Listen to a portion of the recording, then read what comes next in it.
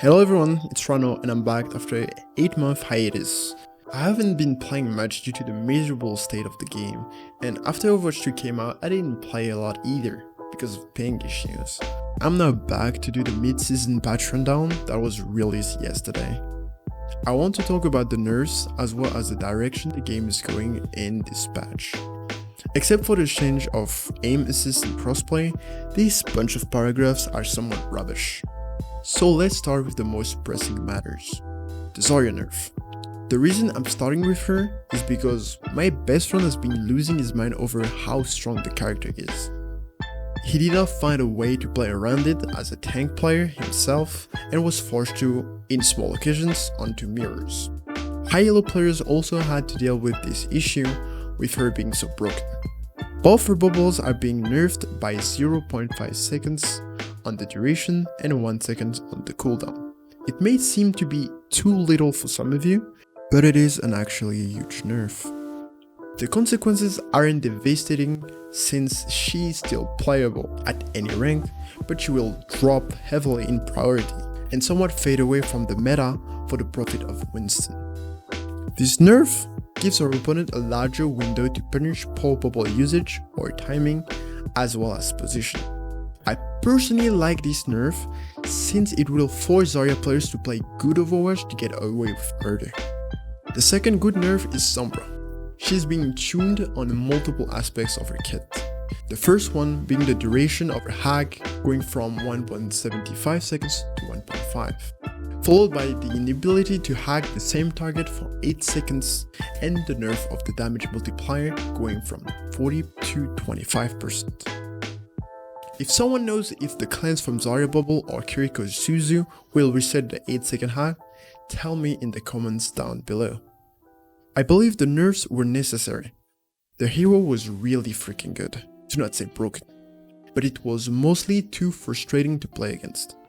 A character shouldn't be that oppressive just by existing. A Sombra could be awful, but each other hack would get value because of how powerful it used to be. Now, it's been tuned down to a point where she needs proper hack timing and target selection to actually be useful. As stated with the Zarya's nerf, this also promotes good plays and good Overwatch. The hero will be weaker but still playable in niche situations. The third nerf is Genji's. If you wondered, yes, he is dead. They just ruined him. His ammo is reduced from 30 to 24 and his shuriken damage goes down from 29 to 27. I agree with how strong he was in every department, he deserved a nerf. But not like this. Genji has two main playstyles, Assassins and Brawler. As a Brawler, he goes on the front line and tries to dish out damage to win the frontline war, but that playstyle is somewhat impossible to do against the current meta tanks, Zarya and Winston. Therefore, the Assassin playstyle is the only way of playing. Taking off angles and flanks in order to bypass the frontline and duel the backline is the way to go. Problem with these nerfs is two things. The first one, with less ammo, his uptime is significantly reduced, exactly 20%, making him have to reload at awkward timings and preventing all-ins. And the second being the change in breakpoints. Genji should be able to punish positioning with his damage, but isn't able to anymore. Because it's down to 27, most Genji's all-in will result with the target living with less than 5 HP. Those who play the hero, just tell me how often that happened to you since the nerf. The three last nerfs are subtle, with one that I honestly cannot comprehend. Just why would you nerf Junkrat? Who the fuck ever thought, oh my, this trap was released too fast? I don't dislike the nerf on the CC though.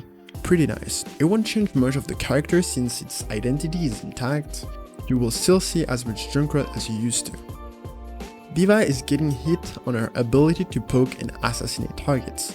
She was clearly on the strong side, still is and will be.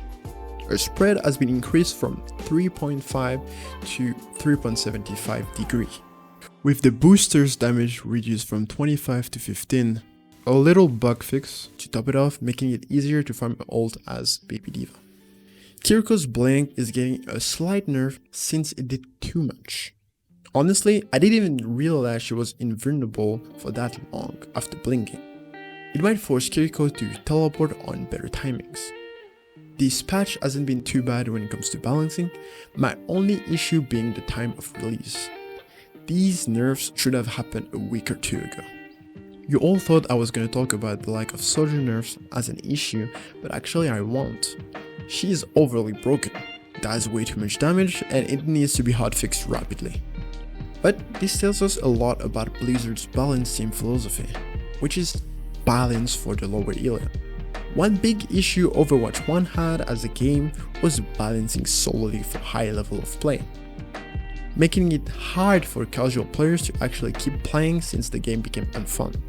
In the end, people moved on a different game, which forced the management to reduce the funds for the prequel. I do believe there is a way to make everyone happy.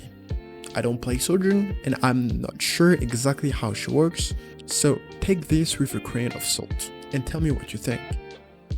What if a left click's projectile speed is increased with slightly higher damage?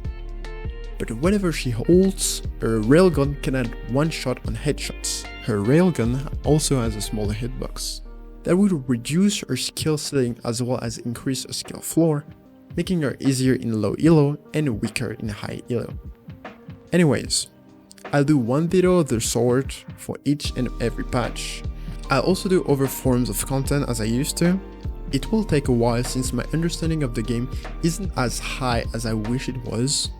But on that note, I'll see you guys next time.